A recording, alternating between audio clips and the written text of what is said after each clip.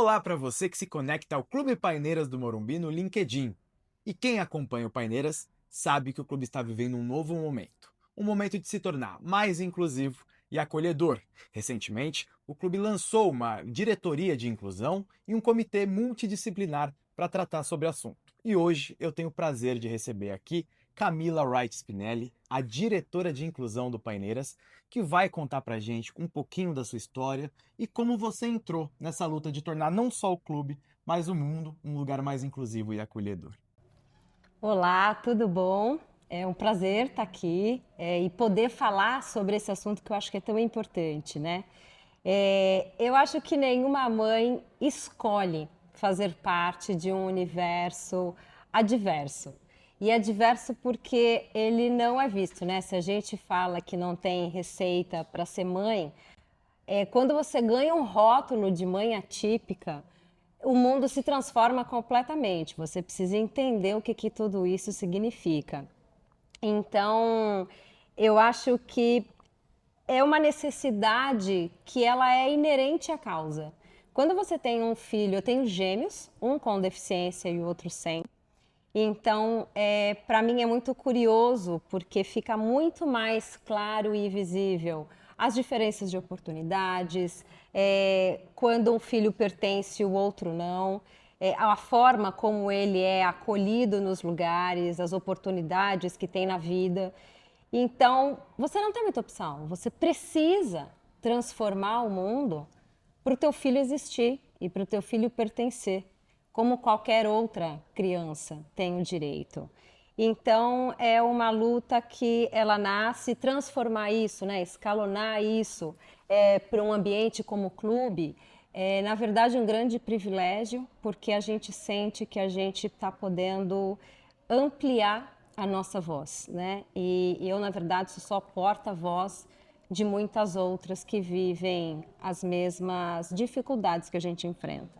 Camila, e falando exatamente sobre isso, né? Você e outras mães sabem das dificuldades, vocês enfrentam elas todos os dias, mas para a maior parte das pessoas, isso é praticamente uma coisa invisível.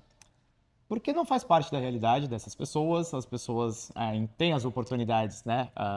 Assim, não dá para dizer que é uma oportunidade fácil, mas é uma oportunidade que o mundo oferece para essas pessoas, para essas crianças. Mas também tem a questão de você entrar no mundo dessas pessoas e apresentar para elas essa realidade que para elas muitas vezes não é uma coisa conhecida. Como que tem sido para você, nesse início de trabalho aqui no Paineiras, em outros lugares que você também atua, essa interação e essa conscientização das outras pessoas em relação a essa causa? Pessoas que de repente não vivem essa realidade, mas que têm o interesse de tornar os lugares mais inclusivos, acessíveis, enfim, como tudo que o clube tem trabalhado para fazer aqui na estrutura do Paineiras e também no segmento clubístico. É o que você falou muito bem, assim, é muito difícil a gente se sensibilizar ou até entender uma realidade que a gente não vive, né? Então a gente não pode esperar sempre que o outro entenda o que você está passando, que o outro consiga dimensionar o que é viver aquilo. Então eu acho que a informação é uma ferramenta muito poderosa, né, para tudo na vida e principalmente na questão de inclusão. A gente só passa a entender e a perceber aquilo que a gente conhece.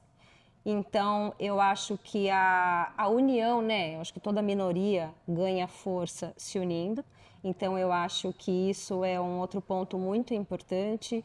A gente sempre procurar outras famílias, a gente está sempre em contato com outras famílias, até para trocas que são super importantes. Mas sensibilizar o outro é um desafio muito grande, né? A barreira que a gente mais enfrenta nessa luta da inclusão é atitudinal, é a atitude das pessoas. Então, eu acho que a grande força é falar sobre o assunto, é trazer luz ao assunto, explicando para as pessoas que existem outras pessoas que não vivem por uma simples falta de atitude, né? A inclusão não é uma coisa difícil. a inclusão, ela é ao contrário, eu acho que ela é um agente transformador da sociedade muito potente, porque quando você é obrigado a parar e olhar para o outro, você acaba se olhando também. E você acaba ampliando todos os seus conceitos. Eu acho que é muito transformador você ter que olhar com generosidade, olhar com atenção, olhar com calma para quem não responde da forma que a gente foi ensinado a sintetizar, né? Uhum. E como tem sido esse primeiro contato? Como tem sido a recepção das pessoas, né, que de repente são, entre aspas, leigas sobre o assunto, mas que buscam, né, conhecimento, buscam se integrar a essa causa? Eu acho que a gente está vivendo um momento muito rico, se a gente for pensar, né, no começo da história, que pessoas com deficiência nem saíam de casa, viviam trancadas e escondidas. Eu acho que hoje, com um número muito grande, né, de crianças neurodivergentes, de pessoas com deficiência fazendo parte ali do dia a dia, é essencial para a gente abrir essa conversa e para a gente chegar no outro. Então, aqui no clube, principalmente, eu acho que era um desejo e uma necessidade latente de muitas famílias, né, que vivem essa realidade e que não encontram um ambiente adequado para isso. Então, a gente tem recebido só elogios, muitas famílias entrando em contato, porque a gente precisa primeiro entender, né, quem são essas famílias. A gente, inclusive, pede que elas venham até a gente agora com a formação do comitê, porque a gente está aqui para trabalhar para todo mundo. Para sanar, né, para deixar o ambiente mais inclusivo para todos, para sanar todas as necessidades de todos. Então, está sendo super bem recebido. Isso é muito bom. Camila, e aí a gente falou sobre o lançamento do comitê, da diretoria de inclusão, falando sobre ações. Como tem sido os últimos meses nesse sentido, do que o clube tem trabalhado em parceria, em associação com outros órgãos aí, na questão de tornar os ambientes mais inclusivos, né? A gente teve aqui alguns exemplos recentes em grandes eventos aqui no clube. Queria que você falasse um pouquinho mais sobre isso.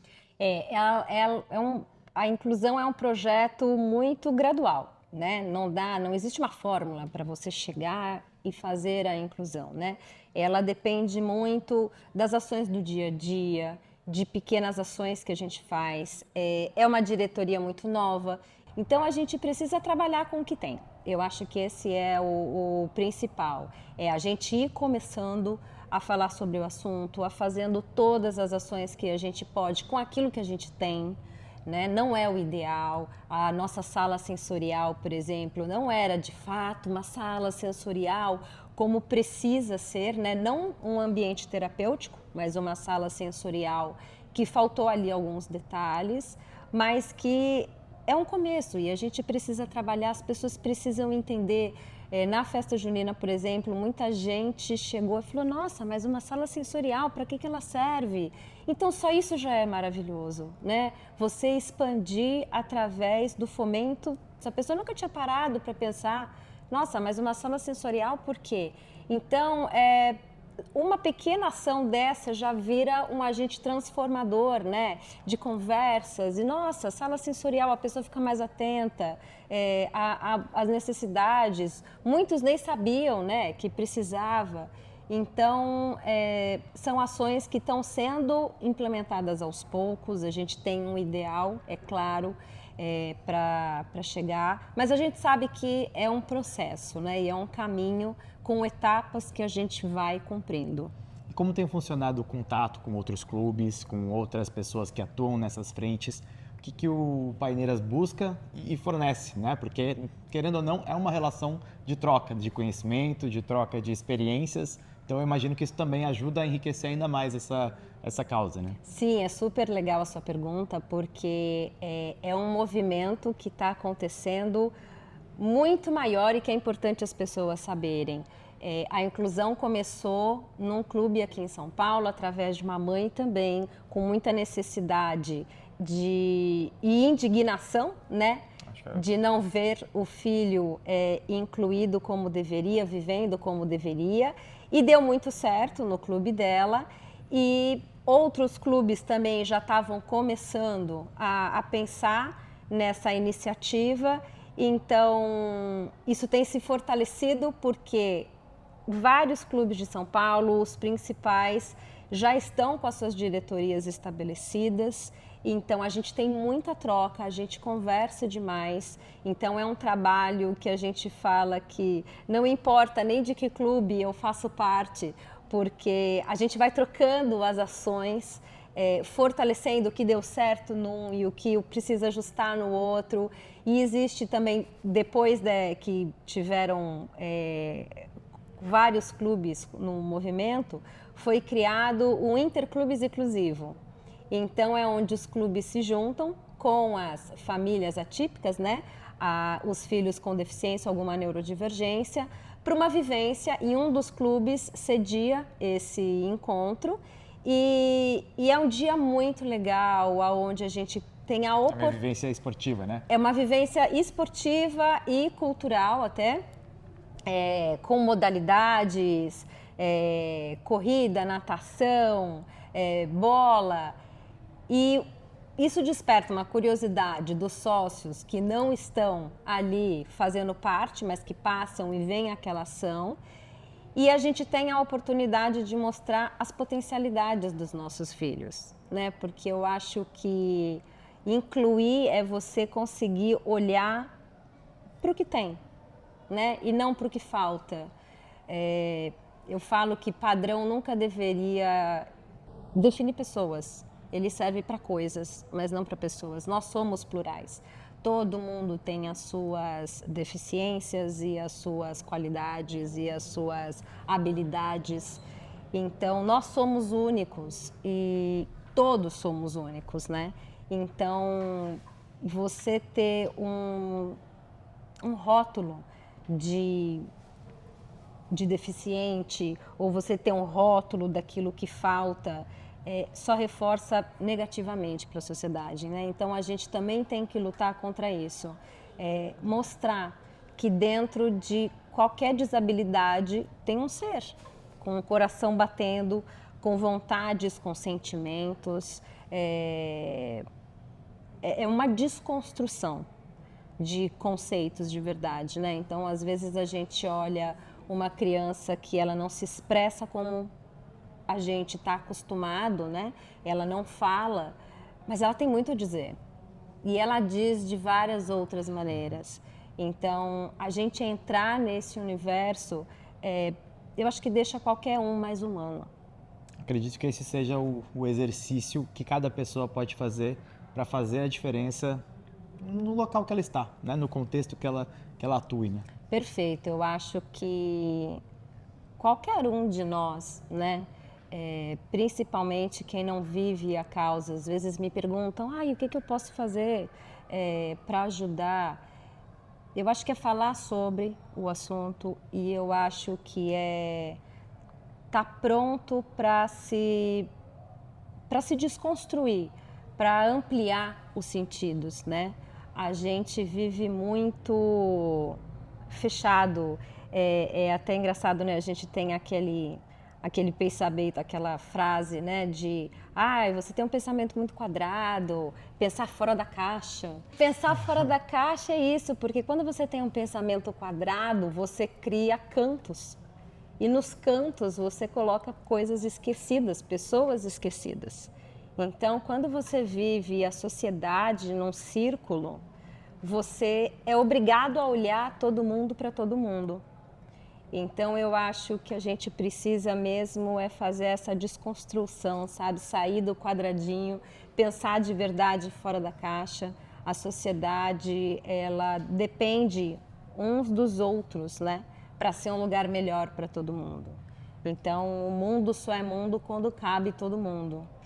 Então, eu acho que cada um pode fazer esse exercício diariamente, de olhar para o outro com mais empatia, de olhar para o outro através de qualquer outra característica que ele tenha. Antes de qualquer outra característica, tem uma pessoa ali. Então, eu acho que isso precisa ser respeitado e validado. Camila, primeiro de tudo, quero te agradecer pela conversa, por tanto conhecimento. Eu Acredito que quem está assistindo saiu mais consciente, saiu mais sabedor de tudo isso que é necessário, de todos esses tipos de reflexão que as pessoas podem fazer por si. Sim, né? sim. É um exercício de evolução e de você viver melhor em sociedade. Né? Então, quero te agradecer. Obrigada a você pela oportunidade. Parabenizar pelo papel que você e todo o comitê multidisciplinar. É isso, ninguém tem faz feito nada aí. sozinho, né? Eu só estou uma representante aqui de um movimento que veio para ficar e que é melhor para todo mundo. Muito obrigado. E obrigado a você Obrigada. também que nos assistiu por aqui no LinkedIn.